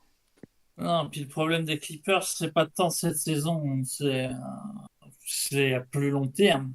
Parce que les Clippers, ils ont pas leur pick cette année. Ils ont pas, enfin, ils swappent avec Houston, si je me souviens bien. Ils ont pas leur pick 2026. Ils swappent avec, je sais plus qui. Ils ont pas leur pick 2027. Ils swappent avec OKC. Ils ont pas leur pick 2028, si je dis pas de bêtises. Ils ont pas leur pick 2029 non plus. Ah oui, non, mais Donc, eux, ils sont dans une sauce, hein. Ils ont des swaps, ils- ils ont des swaps partout et ils sont pas Donc, défavorables. Ah, mais ça, après, on le savait. c'est pire que le pire Brooklyn. Euh, Ouais. Mais pour le coup, si on le savait, c'est clairement, t'as un caprice de propriétaire quand il a acheté les Clippers, de vouloir un truc assez bling bling. Et il a acheté, comment ça s'appelle? Il a acheté au plus haut de la cote des joueurs qui sont pas les plus fiables, à savoir Paul George et Kawhi. Non, mais même James ah, Harden, ouais, même James Harden, parce que je- je regarde les. Ouais, mais même sans parler de James Harden, c'est déjà au moment où ils font ces moves, c'est on est Ouais. là, les moves sont pas rentables. Et même si en vrai ils gagnaient un titre, ça aurait jamais été, c'était pas possible que ce soit rentable. T'es là, ils ont creusé une tombe. Mais Mais bon, moi, c'est aussi le problème quand t'es la ap- deuxième équipe d'une ville. moi, je pense que c'est. Après, Balmer est pété de fric, donc ils s'en Moi, je foutent. pense que c'était ok s'il s'arrêtait à KG, PG et Kawhi. Parce qu'en fait, là, les pics 2027-2028, c'est le trade d'Arden. Et moi, je pense que s'il s'arrêtait, parce que la plus-value d'Arden n'est pas non plus très évidente, il a joué qu'une saison, il n'y a pas eu une plus-value très évidente. S'il s'arrêtait à. 2028-2029, Harden, pas 2027-2029. Ouais, 2028-2029, pardon. Je veux dire, c'est 2028-2029. Si à la limite ça s'arrêtait qu'en 2027, on se dit, bon, ils ont tenté un truc avec Kawhi et Paul George. Théoriquement, ça aurait pu les amener jusque quoi 2025, 2026 en poussant un peu leur prime, tu vois, on sait jamais. Là, ils se sont enterrés en fait, bah, deux saisons supplémentaires pour un joueur qui les valait pas. Enfin, le 2028 n'est pas protégé, le 2029 est protégé top 3. Mais bon, j'imagine que ça peut se transformer en future first ou peut-être un second, je sais pas. Mais dans tous les cas, le 2028 est perdu. Putain, ils se sont enterrés encore plus loin que prévu pour entre guillemets juste James Harden, alors que la fenêtre de tir était déjà un peu moins évidente. C'est, je pense que dans la gestion moderne d'une franchise, effectivement, on n'a pas vu aussi dégueulasse depuis Brooklyn il y a 10 ans, quoi. Ouais. C'est chaud. C'est Mais chaud. ouais, mais là C'est presque aussi dégueulasse que les Knicks soit Isaiah Thomas, c'est dire. je suis pas. Là, Ouais, mais moi, c'est. ça, c'est le trade de Paul George que je trouve trop cher. Je dis Ouais, mais pas, il était top 3 MVP il quand ils valait vont le beaucoup de chercher. pics. Il valait Ils beaucoup vont de pics, mais Ouais, il mais est resté combien de temps là-bas? 4 ans? bon, Il 4 ans, est, 4 ans, je crois, non? voilà, 4 ans, mais ils vont être encore à le payer pour les 3 prochaines années. Ouais, Ouais, mais ouais. ouais, mais Mais ils vont acheter un top 3 MVP. ouais, mais Ils récupèrent un top 3 ouais, MVP et un voilà. champion en titre. Ouais, voilà. C'est ça le problème. À ce moment-là, t'achètes un top 3 MVP. Évidemment que ça allait coûter une Et baraque. après, Ou Kawhi, en Ouais, gros. non, mais comment ça ça te coûte s'appelle? une baraque, ouais, mais bon, là, ils se sont mis à genoux, et puis allez-y, vas-y, prends mon prestige. Et puis, non, mais attends, il avait 28 ans en plus à ce moment-là, PG. Enfin, je veux dire, bon, on parle d'un top 3, enfin, un top 3 MVP qui, a priori, est dans son prime. Moi, ça me dérange pas qu'ils aient claqué des pics sur 6 5 ans à ce moment-là. Enfin, c'est un top joueur NBA à ce moment-là. Il est dans son prime. Et, et en fait, c'est parce que c'est Kawhi. Enfin, concrètement, c'est plus Kawhi qui a plombé les Clippers ces dernières années que Paul George en plus, hein. C'est- Ouais, non, mais on va encore croire que je défonce Paul George. Mais non, c'est pas la... En fait, globalement, je trouve ça trop cher pour un joueur de basket, si fort soit-il. Ah ouais, mais Même, t'es obligé, hein. même, même Jordan, tu m'aurais dit, ouais, on va te filer pendant 7 ans de pic de draft. Je t'aurais dit, Est-ce que ça les vaut? Et pourtant, tu sais à quel Bah point ouais, j'adore Jordan. bah ouais, moi ça les vaut de Ouais. ouf. Ça les vaut tous les jours. Bah ouais, mais t'as le risque de blessure, que le mec se plaise pas, Ouais, mais t'as aussi le risque d'être à chier pendant 7 ans. C'est pareil. Moi je, C'est pré- ça. moi, je, Et moi, je préfère, moi je comprends la perspective de je préfère m'assurer un effectif qui sera à minima bon. Je vise le titre, mais je serai à minima bon parce que les Clippers, ok, ils ont pas gagné, mais pour moi, ils sont quand même passés de équipe ringarde de la loose ultime à, eh ben, ils ont des fans et c'est une équipe qui pue moins la loose, un peu plus correcte sur l'échelle de NBA. Et ça, bah, ça a fait rentrer de l'argent dans les caisses, les stades étaient pleins, enfin, il y a eu des résultats, match. les résultats sont pas fous, mais je préfère m'acheter ça que 7 ans de loose supplémentaires parce que ben, mon effectif est nul et que je suis le petit frère des Lakers. Ah, mais il n'y aurait peut-être pas eu 7 ans de loose. Et autant j'aurais été d'accord avec toi si on parlait des Kings il y a 7 ans. Autant les Clippers, il y a 7 ans, ça sort déjà d'une bonne série de Oui, c'est victoires, qui vrai. certes n'allait pas au bout. Oui, C'est, ça sort de Lob City, c'est vrai que. ils n'arrivaient pas à se pour moi, défaire de l'image. pour moi, ça n'a pas de sens. Enfin, ça n'a pas de sens. C'est, Après, je comprends pas. Enfin, si, je comprends ce qu'ils ont voulu faire, mais c'est pareil, ça n'a pas de sens. Pourquoi aller chercher Paul George alors que t'as Kawhi quasi sur le même poste, prends un meneur, ben, il je marche. sais pas, tu il y vois. avait pas c'est le marché, ça, par contre. Mais surtout, ça marche bien, à deux. Enfin, je comprends même pas le problème. Non, mais surtout, il n'y a Euh, pas de Kawhi sans Paul George. Oui, mais c'est vrai. Aussi. déjà. Non, mais attends, mais ça marche bien les deux. Enfin, c'est le prototype du duo moderne Wing qui sait scorer, qui sait driver, qui sait scorer de loin, qui sait porter la balle, qui sait faire des passes, qui sait défendre et qui défend de 1 à 4. Enfin, sur le papier, le duo, il est quand même extraordinaire. Ça manque grandement de création, ouais. Après, bah, Bah oui et non, puisqu'ils te mettent 70 points à eux deux.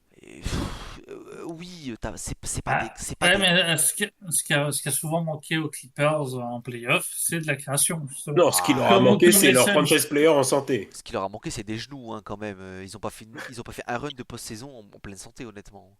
Bah, justement, moi, je me souviens les premières, voire deuxième année, si je dis pas de bêtises, où c'est très fort, mais ben, à l'arrivée, tout le monde, une fois en playoff, une fois que c'était fait sortir, ah putain, ça manque d'un vrai meneur avec de la création, cette équipe. Ils ont même mis une masterclass aux Mavs où c'était. Comment ils s'appellent? Porzingis, c'était leur but. Mais non, C'est les gars, ils ont joué avec des gars de 2 mètres au maximum, ils les ont baladés. mais la seule année où ils sont complets, c'est juste la première pendant le Covid, non? C'est celle. Pour moi, pour moi, c'est les deux premières, mais je peux me tromper. Mais non, parce que la deuxième, c'est les Suns et Kawhi, ils se pètent. C'est l'année de Kawhi qui se pète contre le Jazz et Terrence Mann qui fait la game de sa vie pour qualifier les Clippers. C'est la deuxième année, ça. Avec Gobert qui se fait expose, blablabla, tout ça. C'est la deuxième saison, ça seulement du trio. Ouais, ouais, fort probable. Donc et après il y a une année où ils ratent les playoffs et après bah, on est sur les deux dernières saisons où enfin ils sont jamais LC je crois Oui, donc bon là, ensuite. Oui, c'est les deux dernières saisons, ouais. mais en C'est, fait mais, il y a que la première année et c'est l'année Covid où ils choquent le 3-1 contre Denver là mais bon c'est l'année Covid hein, on va dire que c'est un peu particulier Ouais, et aussi même sans ça, il y avait les problèmes de Kawhi qui faisait trop la diva.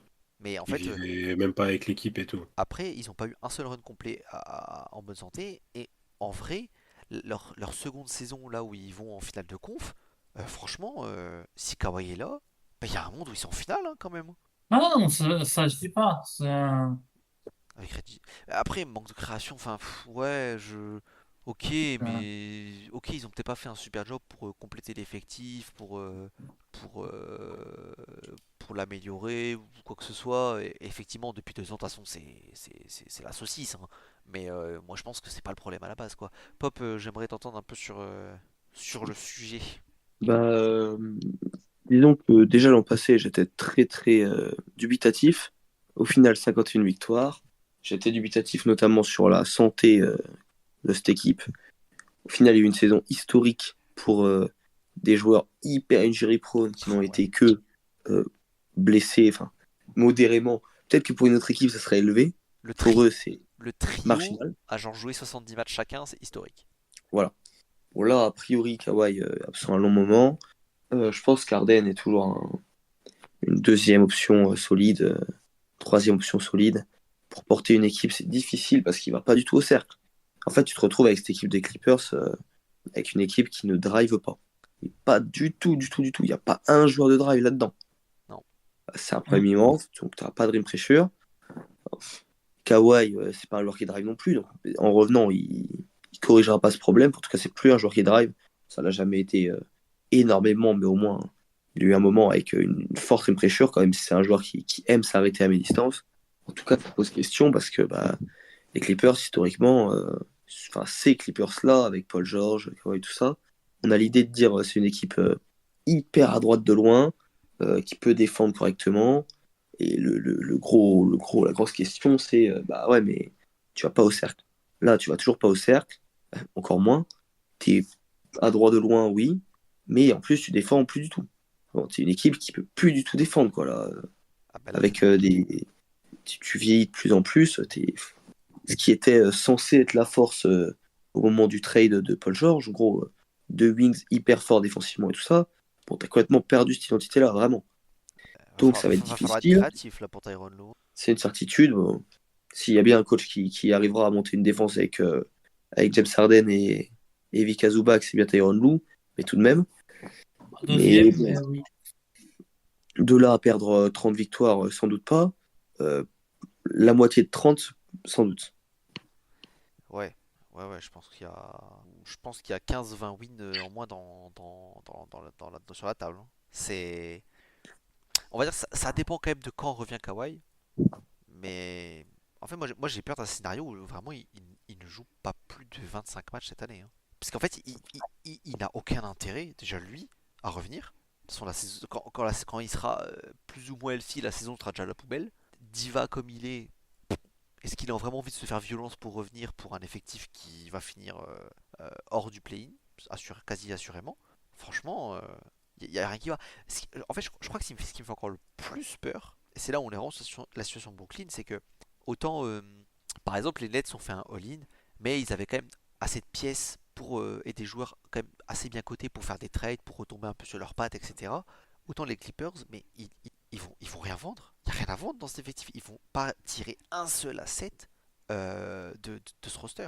Ils sont C'est pas condamnés. compliqué à la fin de la saison. Il reste Kawhi, Harden, si il prend son play option, Powell, Derrick Jones Jr., Oui, après Batum s'il prend sa PO, oui, Kobe Brown et Porter Jr. s'il ouais. prend sa... Oui, voilà. Donc voilà. Après c'est que des plots, hein. C'est pas des mecs qui rapportent un first, ça, tu vois. Après, donc clairement, Oui, Non, non, mais voilà, c'est ils sont, Zubac fin de contrat, Tucker fin de contrat, Man fin de contrat. les étés vont être longs. Enfin, sauf si Balmer se dit la free agency c'est cool, vas-y, on met des dollars partout. Mais la route va être très longue avant de revoir des Clippers compétitifs, peut-être, hein. En vrai, c'est même pas impossible qu'ils soient à chier pendant pas loin de 10 ans. Enfin, quand je dis à chier, hors playoff pendant quasiment 10 ans, là. Bah, avant 2030, ils Oui, sont nuls, hein. mais c'était le point Ça que je fait voulais en peur, venir hein. tout à l'heure, hein. Ah ouais, non, ça fait Mais peur. Néan- après, Néanmoins, alors, certes, ça ne va pas devenir compétitif très vite, mais ils n'ont pas le cap bouché sur 4, 5, 6 ans. Ouais, C'est peut-être qu'ils vont payer l'argent. 2026, il n'y a plus que Derrick Jones et Kawhi dans le. Donc il y aura du pognon pour aller chercher des joueurs à la free agency, surtout avec le salary cap qui a forcément augmenté. Ouais, mais il n'y a pas beaucoup de joueurs vraiment dispo à la free agency, c'est toujours le problème en fait. ça dépend de ce qu'on appelle dispo. Parce que là-dessus, c'est dans le cas des Clippers, il faut vraiment penser au-delà du basket pour moi. Avec c'est vraiment une équipe qui se crée une identité Ouais. depuis leur achat, tout simplement. Donc ce coup, ce all-in de faire venir deux guards qui sont quand même hyper sexy quand tu vas les chercher. Et ils se sont vraiment fait une place à Los Angeles. Ils ont une nouvelle salle. Ils y jouaient déjà l'an dernier ou là ça va être la première saison? Je crois que ça va être la Je crois première que c'est la saison. première, non? Ouais, donc là ils vont faire leur première saison dans leur salle. T'as à nouveau un nouveau logo. Enfin ça, ils changent d'identité tous les 3 ans. Mais bref, tu vois, c'est côté marketing, c'est vraiment une franchise qui est en train de se chercher. Et limite, avoir un Kawhi qui joue pas, c'est presque un mal pour un bien, puisque tu as ce côté de Paul George nous a trahis. On a notre autre star qui malheureusement son corps le lâche. Mais envers et contre tous, on essaye quand même de gagner.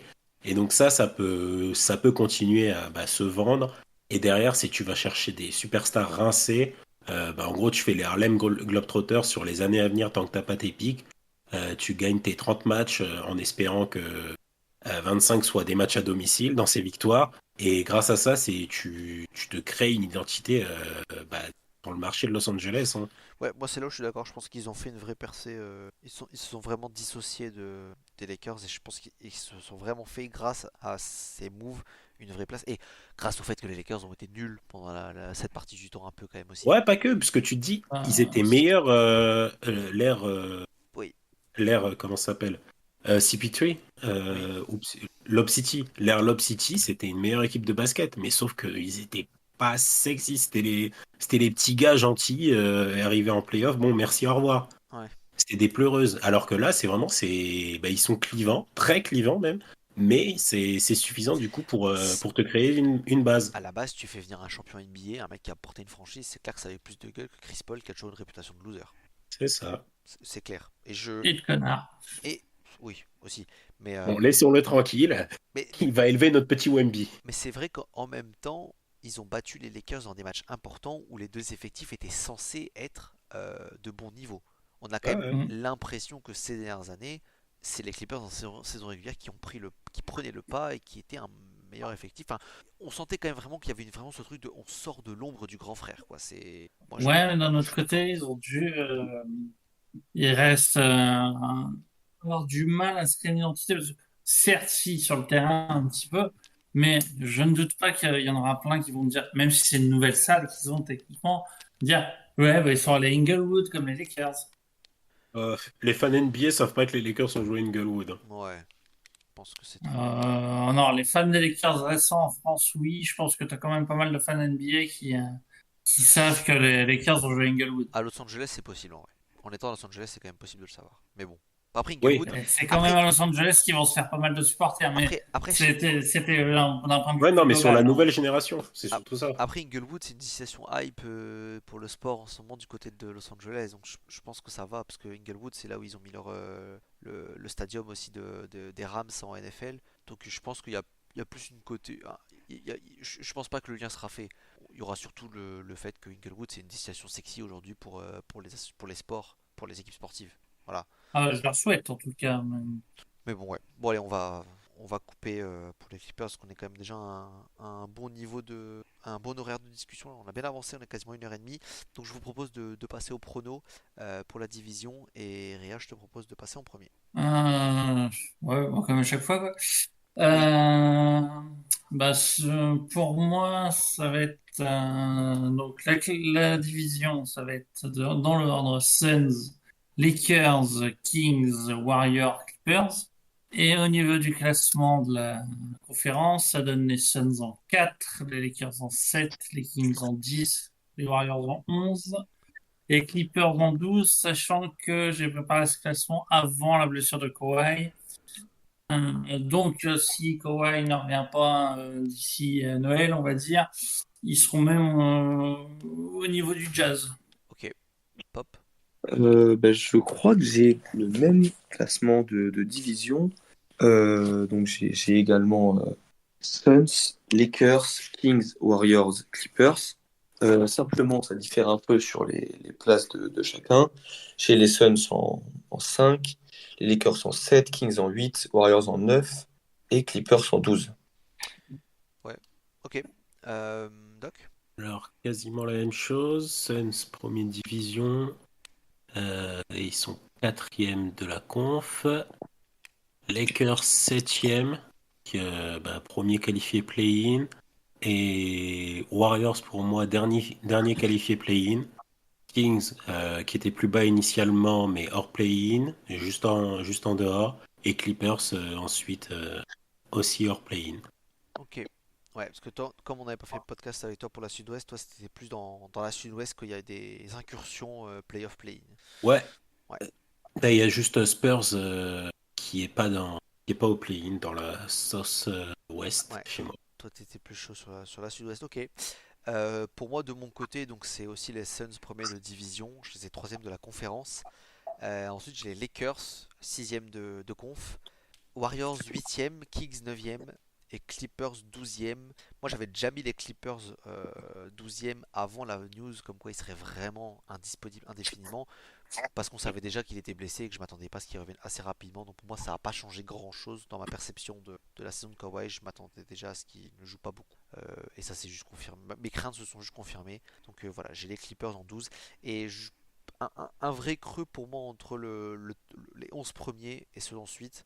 Moi j'ai Memphis qui fait le cut en 11. Je pense que de 1 à 11, il y a un vrai match où je me dis que les 11 premiers peuvent jouer le play-in, les playoffs. Mais à partir du 12, on est clairement sur le début de la poubelle, quoi. De la poubelle. Avec du talent, mais le début de la poubelle quand même. Et bien voilà, si c'est ok pour tout le monde, vous voulez rajouter quelque chose avant qu'on coupe? Non, c'est bon. Et ben c'est good, bah, c'est la fin de ces previews, donc la Pacifique, et c'est celle qu'on aura tournée en dernier cette année, donc c'est la fin des previews. On souhaite à tout le monde une bonne saison NBA et on se retrouvera dans la mesure du possible assez rapidement. On verra un peu avec les dispos de chacun, puisque on va essayer de se retrouver à 4 du coup pour ces podcasts quand même, vu qu'ils sont un peu plus espacés. Mais voilà, on pourra déjà débriefer un peu le début de la saison NBA et les premières tendances quand même dans chaque conférence. Bonne soirée tout le monde, bonne soirée tout le monde, bon basket et au revoir.